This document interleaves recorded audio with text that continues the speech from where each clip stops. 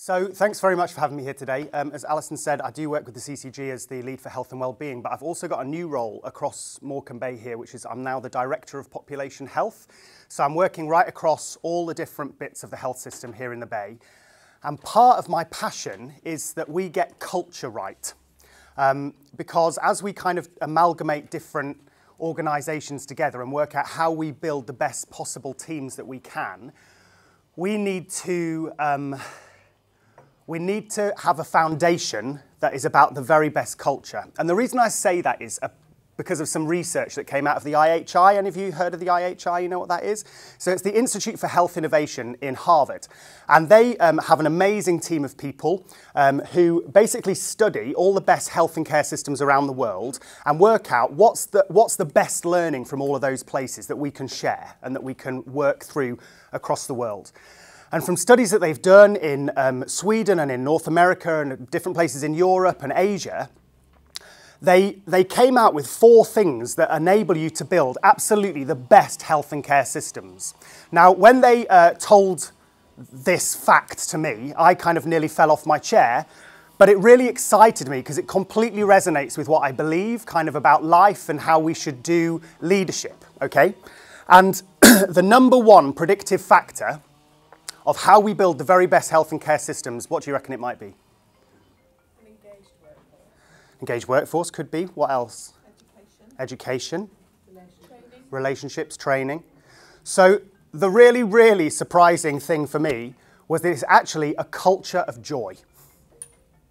So if we can build a culture of joy in our teams, then we actually have that as the first foundation stone for how we build the very best health and care system. So we're beginning to change the way we're doing things quite radically here in Morecambe Bay, and I think as a leadership team at UHMB, you've done an incredible work over the last few years. So when I first encountered UHMB, and Mandy will know this, I came as the clinical lead for maternity services for the Kirkup inquiry. Now that was a really, really tough time for the Trust, and it was a time when finger was put on the Trust saying actually there's some cultural stuff here that isn't really working. And I think you guys have worked incredibly hard and amazingly, and there's been a phenomenal transformation of culture, but I would say it's not yet complete. It's not complete in the Trust, and it's certainly not complete out in community. And so my passion is, how do we get it right? How do you actually build a culture of joy? And I want to unpack the idea that joy is not some kind of false fake happiness where you're stirring yourself up into, we're so happy being at work all the time. Because the reality is that actually we feel that real sense of despair a lot, you know, with hard resource difficulties that we're facing, with workforce crisis that we're in, the pressure that sometimes we feel under to deliver, the targets, the 4-hour waits, everything we've got to do, and to find joy in that context, in the midst of being mums and dads or husbands and wives or partners or whatever, and managing life and then coming to work and managing teams in very complex, very difficult, full-on, emotionally charged environments where we're dealing with life and death every day and having to sometimes break terrible news to people or walk through people through the very hardest times of their lives. What does it mean to have joy in that circumstance? And I think that's a massive question for us. And I would say joy is not fake happiness. It's the ability to hold despair and hope together at the same time. And building a culture of joy is absolutely possible.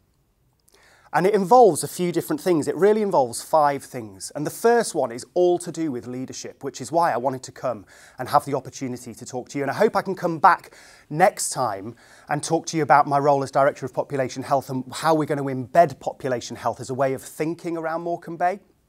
But the first and most important thing is leadership. And there are 5 really important things in leadership about how we actually build cultures of joy in our team. And the first one is appreciation. It's amazing how often my team, in my practice, feed back to us as partners, you don't say thank you enough. We work so flipping hard, and you just don't tell us enough that you're grateful. And as a leader, it is absolutely vital that we just take the time to say thank you. This really came home to me when I was first a house officer working in Trafford General Hospital on a medical ward. And I watched this lady called Jean clean the ward every day after the ward round. She'd go and she'd clean the whole place and make it look amazing and make the beds. It was when you were still allowed flowers on wards, and they put the flowers at the end of the beds and made it lovely. And I went up to her one day after the ward round and I said, Jean, I notice what you do here every day and I just wanted to say thank you. Because actually what you do is probably far better than anything I do any day, because you keep this place free of bugs and you just make it like a really lovely home for people whilst they're here. And she burst out crying. And she said, no one has ever said thank you to me in 25 years. And I thought, what the heck are we doing? Like, how do we have teams where people work their butts off and they never get a thank you? And so the first thing is appreciation. The second thing is transparency. And I think this is really, really hard. And I don't know if you've ever watched the TED Talk by Brené Brown. I'm a massive Brené Brown fan. I think she's amazing. But she talks about the power of vulnerability. And I think as leaders, so often we feel like we've got to hold it together and we've got to give the diktats and we've got to make sure the job happens. And there is something about being professional, but there's also something about being weak. There's also something about saying, oh my gosh, I feel like I'm not coping today. Or this is so hard, isn't it? Or this is what's going on. This is why these decisions are being made. So often our teams feel like they're in the dark. They don't know why we're making some decisions. They don't know why they're being forced to work in certain patterns.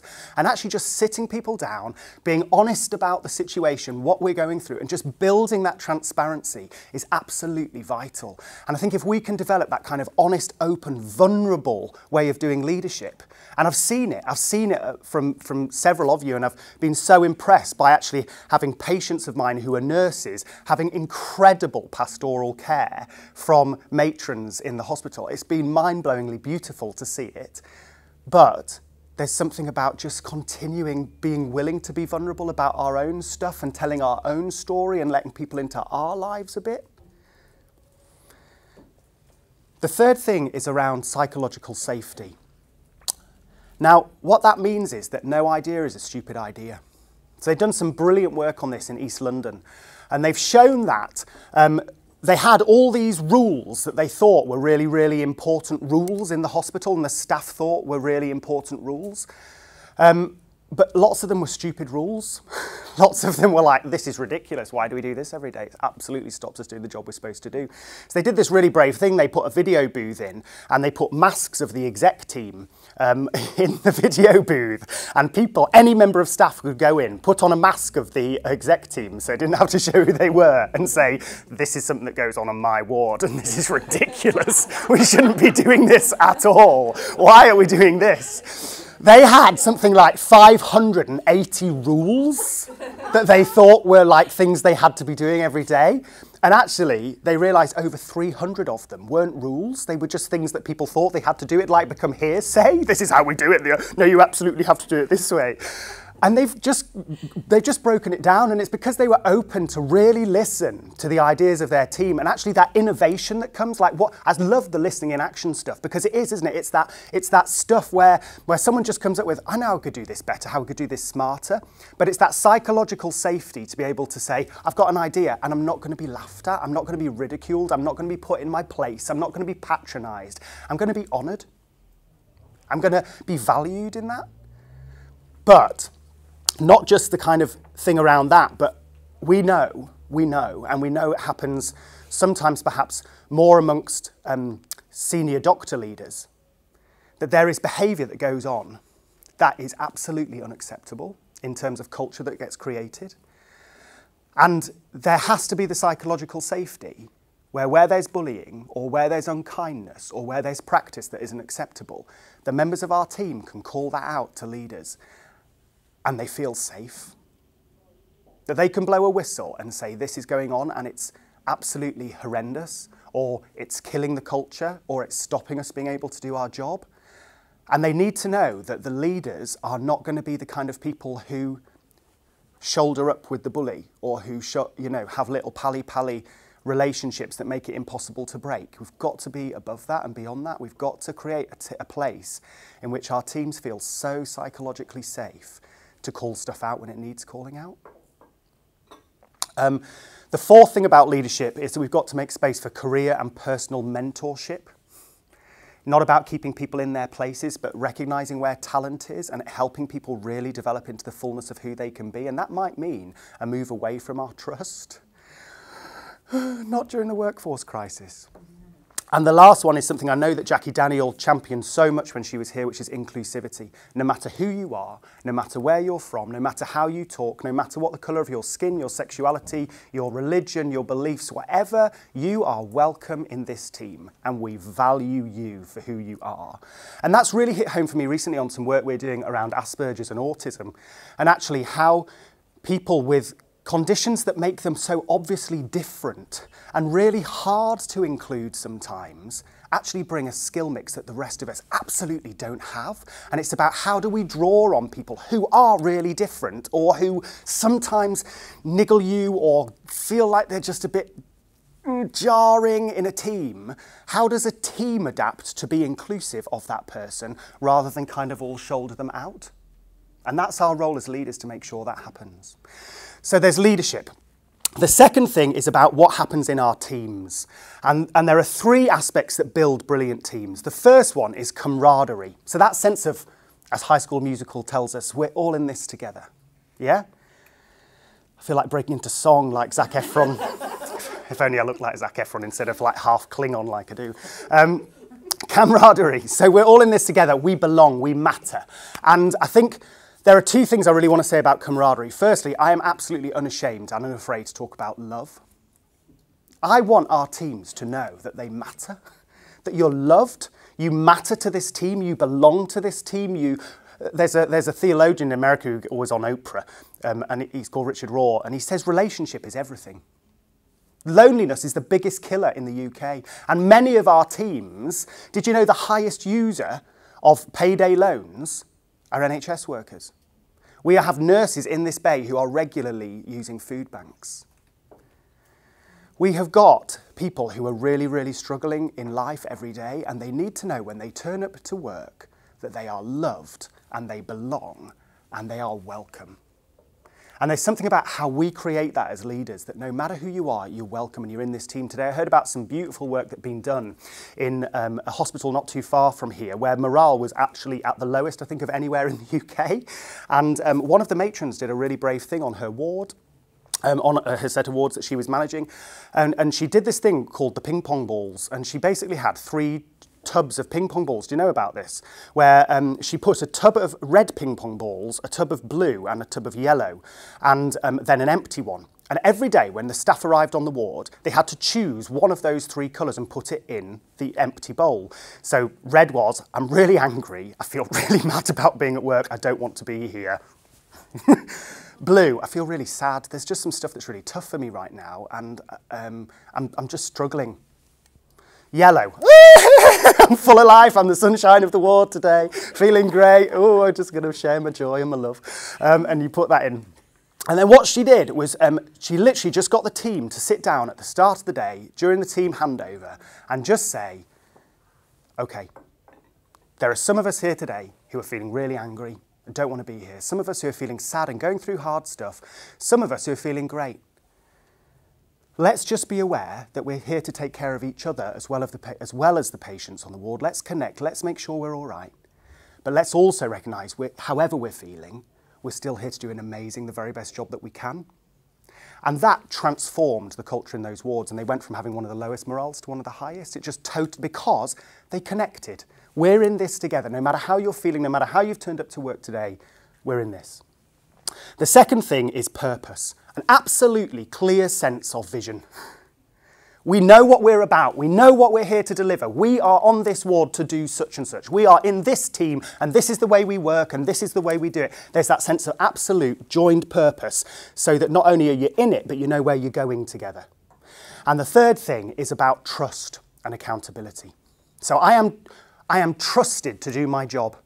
You trust me as a person who works on your team to turn up and do a flipping good job. And because you trust me, I will do a good job. Yeah?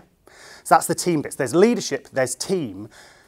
The third thing is about then personal responsibility. And we do need to see that. So this doesn't just stay in leadership conversations, and it's partly why I'm filming it. It's because I want to get this message out there, and I don't get many days a week to do this job, but I want us as staff around Morecambe Bay to really hear about how we embed a culture of joy. And the first thing, really, personally, is who I am and what I do matters. Now, I think we focus a lot on what I do matters. And sometimes we don't care so much about our own character or personal development or who we are as people. So they go hand in hand. Who I am, sorting my own stuff out in my life, getting help, psychological help, counselling, whatever, to deal with issues that come up in me. Who I am is really important, and what I do matters. It's personal agency. But there's also a sense of accountability and reliability, that when I'm asked to do a job, I'd flipping well do it, and I do it well. And so you can rely on me. So my leaders trust me, and they trust me because I take responsibility for who I am, and they know that I'm going to deliver what's needed. Does that make sense? So joy, as Henri Nouwen says, doesn't simply happen. It's actually a choice. It's something that we've got to really invest in, and we've got to keep choosing it every day. So I'm going to pause here because I want to talk about two other aspects of culture, which is joy. So joy is the first one. We're going to also talk about kindness and excellence. But I want us just to pause and think about, round your tables, what is my responsibility in terms of how I create a culture of joy? And how can I actually begin to do that? What is my responsibility, and how can I begin to do that? So, and what would it be like to work within a culture of joy? All right? So we're going to build a culture of joy here together in Morecambe Bay because it's the best way to deliver the best health and care, and that's the thing that we're about. So how do we build a culture of joy? What's my role? What's my responsibility in that? How am I going to do it? Is that all right? Let's take a break and look at that together.